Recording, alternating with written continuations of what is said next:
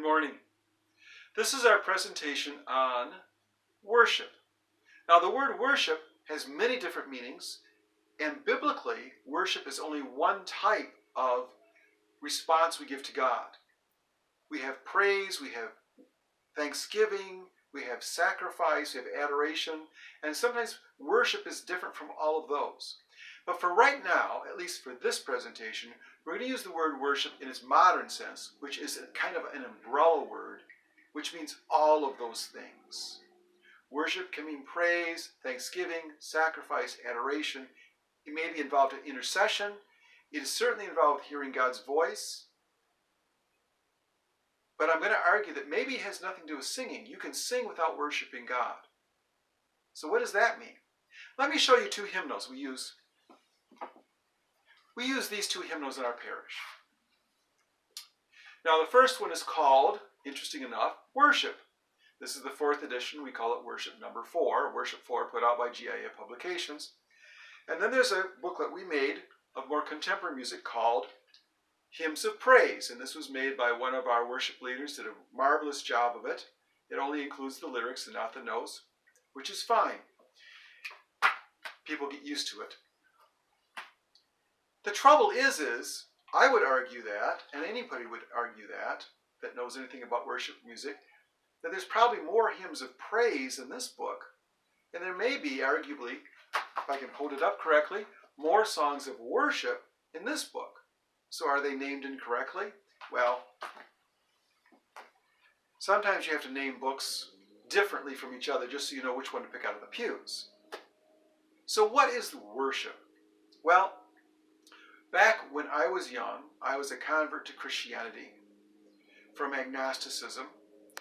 And when I converted to Christianity, I soon became part of a non-denominational church where we did what we called praise and worship music. And back then, this was a new phenomenon.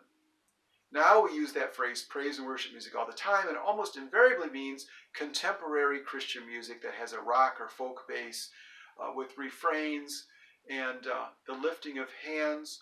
But praise and worship music originally meant we start off with praise songs or praise events, which would involve singing loudly usually. Maybe the music's more robust. We might be more physically active. We were giving praise to God for His glory, for His majesty, for who He was. We call those His attributes. His kingship, His might, His mercy, His loving kindness, how He takes care of us. We see those themes in all kinds of hymns. But we would call that the praise section. And then we had what we called the transition section. And if you were a musician, you had to plan songs that would transition from the praise and would transition to what? The final section would be called the worship time. And almost invariably, the worship music was soft, gentle, quieter. And during that time, we would experience a tremendous intimacy with God, where we would sometimes hear Him speak to us. And we have this in the Mass as well, times where we want silence, softer music, intimacy, where we try to hear God in that quietness. And we would call that the worship music. And that was music we considered music of the Spirit, very deep within us. Not just the outer soul or the body, but we were becoming more unified with God in His Spirit, in our spirit, in a very deep way. And sometimes that would actually transition to total silence, where there might be a prophetic word, or we would just hear God in that silence. That is where the phrase praise and worship came from. Now we think of just any contemporary Christian music as praise and worship music. We just throw the phrase around, praise and worship music, praise and worship music. And then something out of this book here is called hymn music. Well, this has praise and worship music in it too. But that's where the phrase praise and worship came from. We started with praise, then we transitioned to worship music.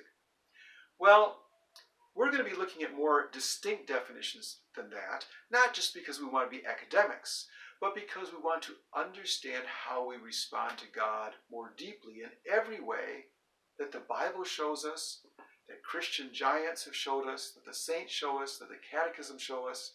And to do that, or to help us do that, rather, as an introduction to doing that, we're going to look at definitions. What is praise? What is worship? Etc. Now let's go back to our umbrella generic word worship. Worship, we're going to say, means all of those things. Now, let's look at two definitions of worship, because ultimately we need to understand how to worship in a Catholic liturgy or in another liturgy of a non-Catholic church. So to do that, we have to have kind of a sense of what worship is in the generic sense. So what does it mean? There's a definition by Kim Walker-Smith, who I believe is a worship leader with Bethel Church out in Redding, California. I don't know if she's still there now. But she gave a very beautiful definition, a very modern definition of worship. She said, I'm going to read it from this paper I have here. Worship is God pursuing us out of love for us, and us pouring love back to him in response. Let me read that again.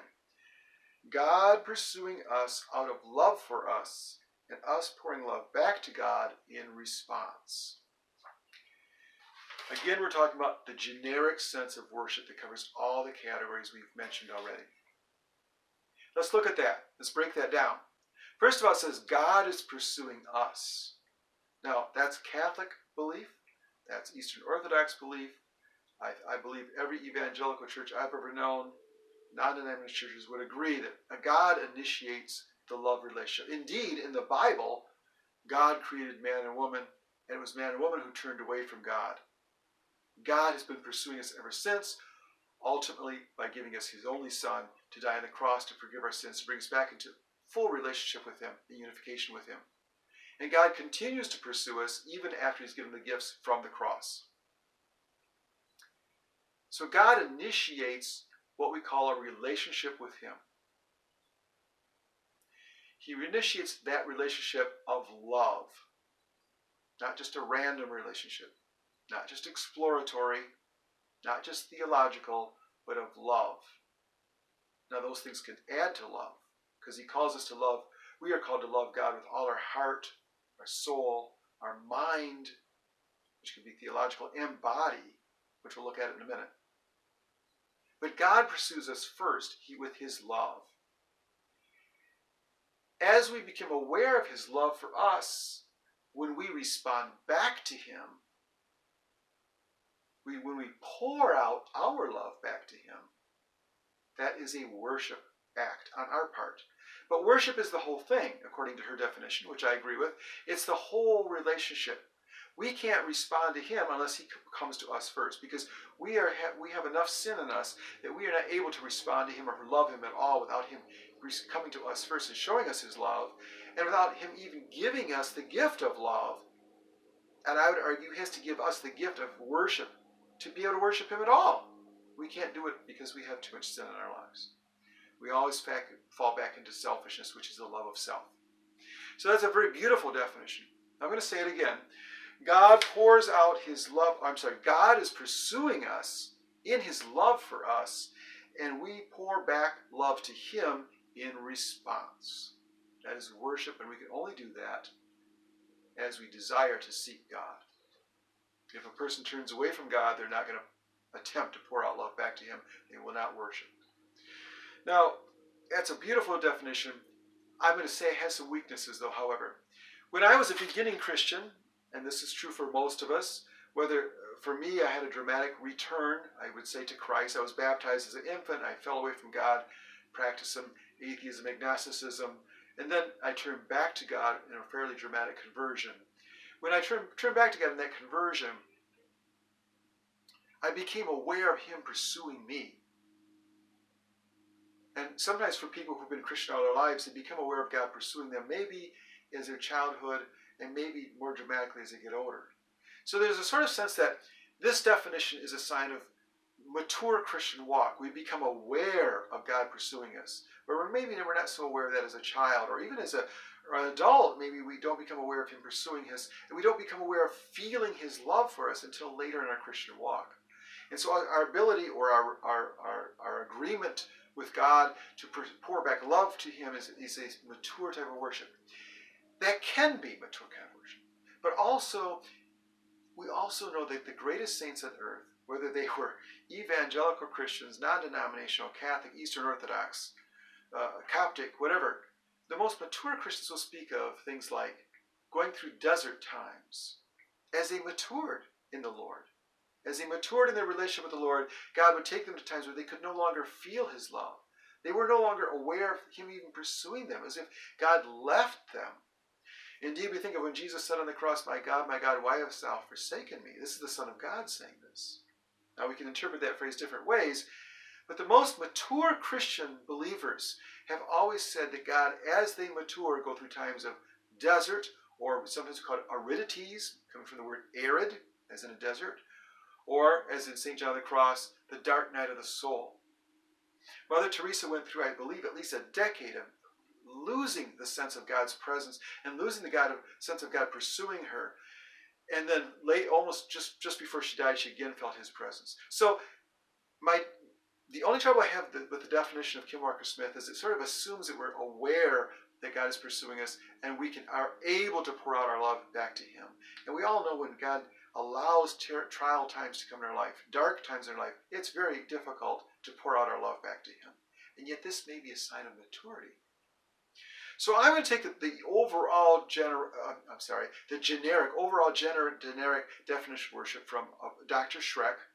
I took a class from him at Franciscan University in Steubenville, Ohio, and he says, worship is, quote, the only adequate response. Again, we have a response going on, a relationship. The only adequate response to God's revelation of himself. The only adequate response to God's revelation of himself.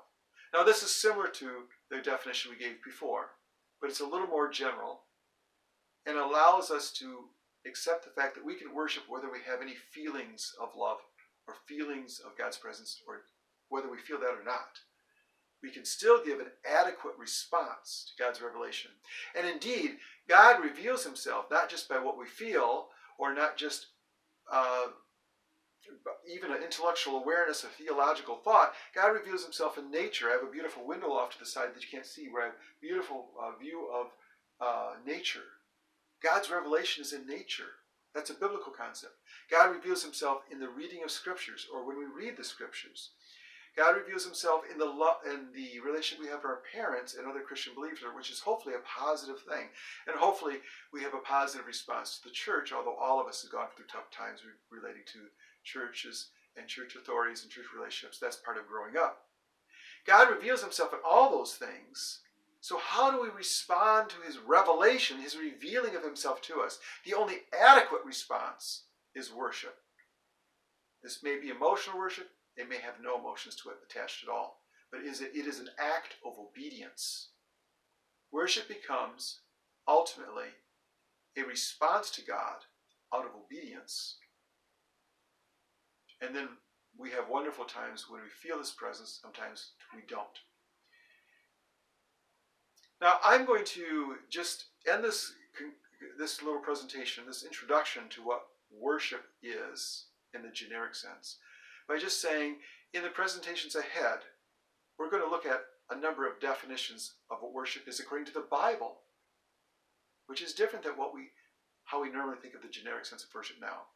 We're going to look at what the Catechism says, different Christian traditions say about worship, and types of worship. Remember, we said it could include praise, thanksgiving, adoration, sacrifice, intercession, hearing God's voice in that relationship with him. And I also submitted to you that singing may not be worship. Even if we're singing Christian songs, are we really worshiping? Are we really cognizant of what we're saying? So singing is not necessarily worship. But ultimately, we want to make singing part of worship. And as some Catholic documents say, it should be sung prayer. Prayer involves relationship with God. So if we're singing our prayers, if we're singing our relationship with God and that experience of God through us, then it becomes a type of worship. And that's ultimately where we want to go as musicians. And we're going to look at defining worship ultimately in the context of liturgy. How do we as musicians respond to God's presence, felt or not felt? How do we respond to God's revelation of himself in liturgy? And how do we communicate that through our singing and our relationships and preaching or however else we're involved in liturgy. How do we worship in the context of liturgy? And then in the context of the anointing.